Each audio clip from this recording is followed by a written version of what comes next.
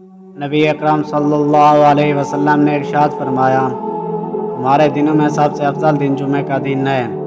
इस दिन कसरत से दरूद पढ़ा करो, क्योंकि तुम्हारा दरूद मुझे पहुंचाया जाता है। एक और हदीस में है कि नबी अकरम सल्लल्लाहु अलैहि वसल्लम ने इरशाद फरमाया, जुमे के दिन और जुमे की रात कसरत से दरूद पढ़ा करो।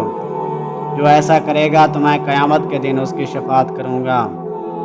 सैयदना अब्दुल्ला बिन मसूद से मरवी है कि रसूल अकरम सल्लल्लाहु अलैहि वसल्लम ने फरमाया, क़यामत के दिन सबसे ज़्यादा मुझसे करीब वो लोग होंगे जो सबसे ज़्यादा मुझ पर दरूद भेजते हैं। एक साल हज़रत अली रज़ी अल्लाह तआला अन्हु के पास आया और अर्ज़ किया कि मुझे कुछ दीजिए, मैं तंग दस्त हूँ।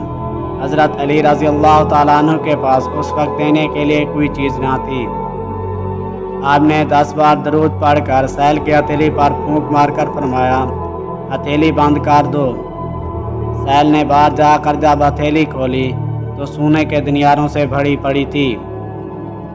सैयदना अबू हुरैरा रज़ी अल्लाह तआला अन्हु कहते हैं कि रसूल अकरम सल्लल्लाहु अलैहि वसल्लम ने फरमाया, मेरी कब्र को इबादत गाह ना बनाओ, मुझ पर दरूद भेजो।